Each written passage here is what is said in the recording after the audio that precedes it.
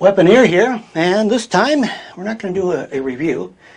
Actually, going to go ahead and show you what I use for a mess kit. And well, actually, this is more of a cooking kit, not a mess kit.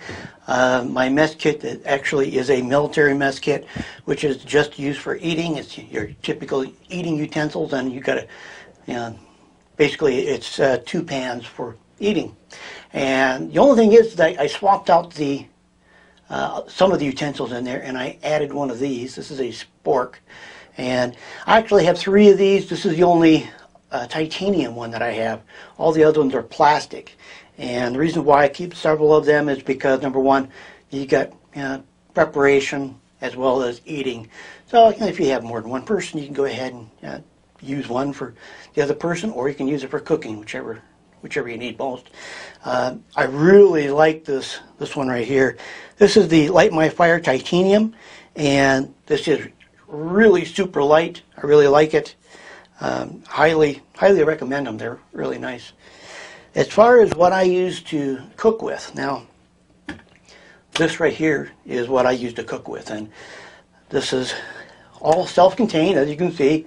This is, except for I do have separate. I've got separate water, and I have separate fuel. The fuel I use tends to be alcohol. Alcohol is super cheap, so you can go ahead and easily go ahead and purchase alcohol just about every place. And I'm not talking about alcohol to drink. I'm talking about rubbing alcohol. And so this is what I use. I'll show you exactly what this all contains. So we'll start right here, and we'll just open this up and remove it. Now, let me place this here for a second. This right here, this cover, this is more like a mesh, and it's really not a real good mesh, but it's a mesh. But it can also be used for washing. So if you've got a stream or something like that, you can take this mesh and put your utensils in there and close it up and dangle it into the stream, as long as you got it tied down, and help clean it up just a bit. Now, as far as my cooking setup here, this right here is a Coleman setup. Fairly typical. You can get these at Walmart, and I'll show you exactly why I use this setup. Now, this right here is the big pot, and this holds, trying to read it, but it's all backwards, and I'll explain that in a minute here. 800 milliliters, what it states. But basically, you have a cap, and the cap is a small pan, and this right here comes very much in handy. It's the right size rather than having a big pan. And then we open this section out, and we place that there. This right here is the bottom of it, and once again, this right here is the 800 milliliter. And I say this is all marked in backwards on the outside because it's correctly marked on the inside, and that's where you're going to be measuring. So you pour your liquid in there, and then you're able to measure out right there. And for those of you who don't know your metric, it also states on here 24 ounces. So there's the 24 ounce plus, and also this has the wings on it, so you can go ahead and use that. And so remember, you got this one, and you've got this one. That right there is plenty enough to go ahead and cook a meal with. But inside here, I've got another set. And this is a smaller set. This right here is 16 ounces. And what we have is we have our cap. Once again, this is a pan. And this is a smaller pan. But this is a pan nonetheless. And then we take that and we go ahead and we say, okay, this right here is our other pan. Like I said, this is a 16 fluid ounce pan. And this right here is perfectly sized for anyone. This one's actually used. You might not be able to see it on camera, but you will see the smoke stains on it. And so we'll put that down. And inside that one was this one. This is not a pan, but this is actually a stove. You go ahead and open this up and drop that out. Now this right here actually does have a belt loop, so you can go ahead and put this on your belt. And so now I'll take this and I'll flip these little wings out. And so this right here is the cooking stand, and get the little legs out there positioned so you can go ahead and place these pots. These are on here. You can go ahead and move them in closer if you need to, or if you've got a big pot, you move them out farther. But basically, that's what you can go ahead and cook on. This also tends to work with the smaller sterno cans. Now on to this right here. This right here is called a Simon stove, and this is an alcohol stove. It's a really super nice one. You have, the cap, just a cap, and you can actually use this for measuring your alcohol. You can go ahead and take that, fill it up, and that's one capful.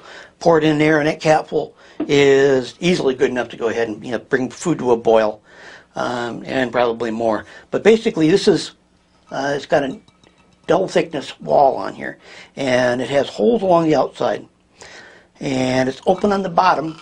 So once you go ahead and you pour your alcohol in there, the alcohol just sits in the bottom. You go ahead and you take a match or a lighter and you light it, and so it'll flame on the inside, actually flame about like that far.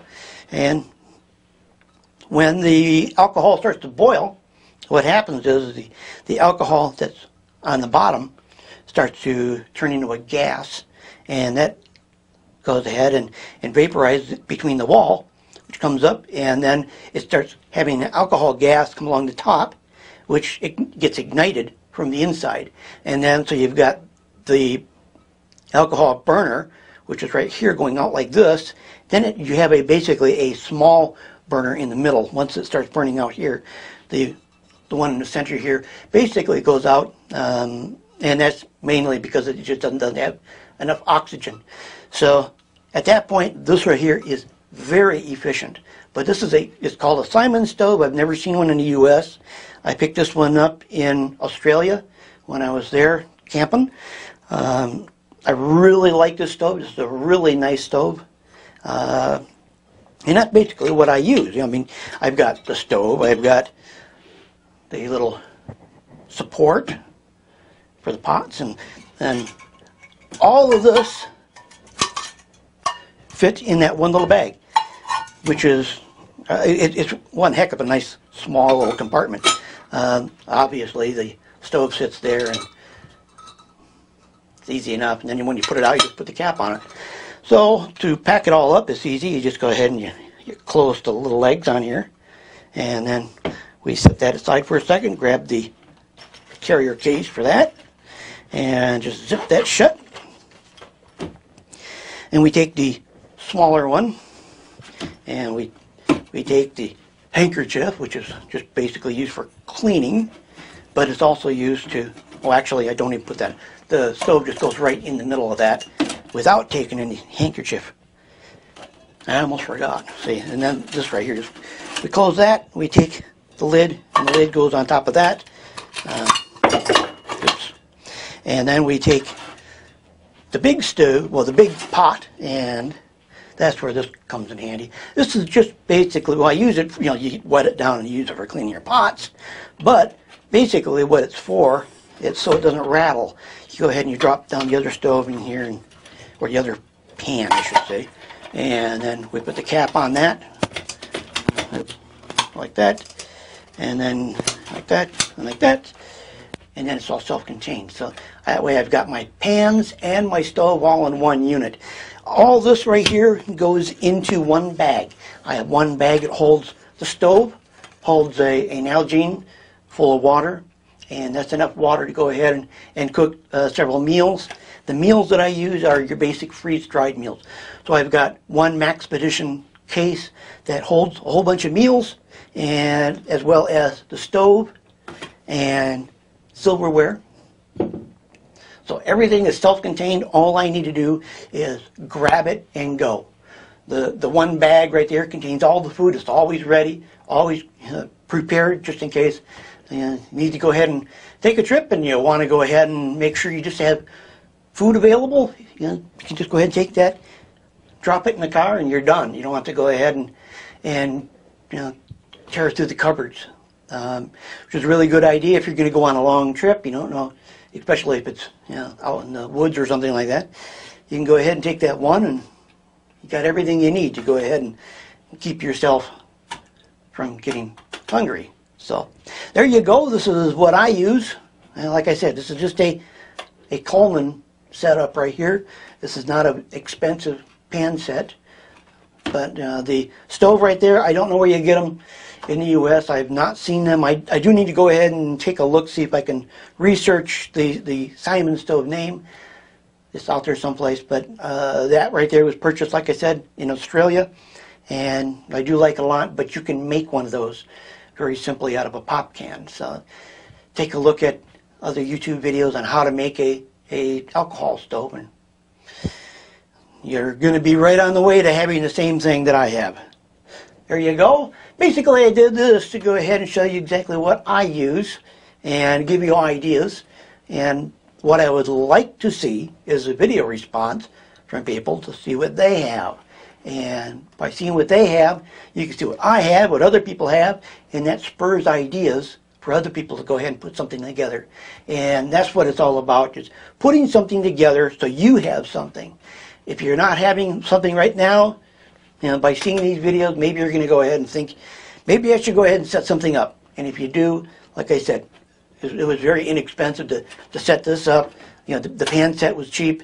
The stove, you can go ahead and make one of those, or you can go ahead and use, you can drop in a Sterno can, and that right there would be quite sufficient. I carry more than one stove. I should keep that, put that out there, because I use this one right here for alcohol. You may not always have alcohol. I can go ahead and take that with the support stand and put small sticks on there, and that will go ahead and continue to work as a wood stove. But I carry another stove, and that's in one of my pods, and that has a small stove in there with a couple fuel tablets. So I've got that one as well. So I always keep more than one stove in my vehicle at all times, just to make sure I have the opportunity to go ahead and cook. I do have a regular camp stove.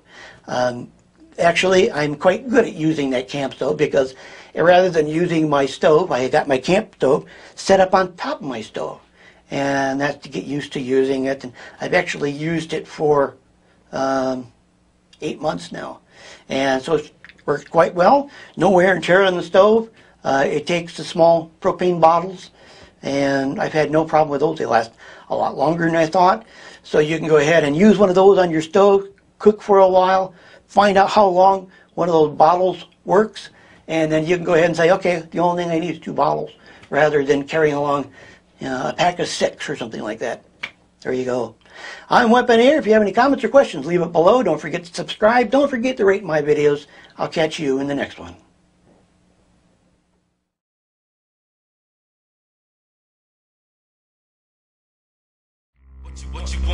What you want?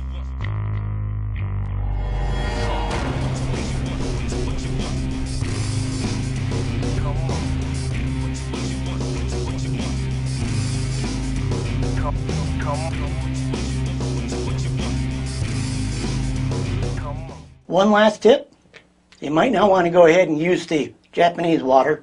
Works good as a nightlight, but as far as water, has a slight aftertaste.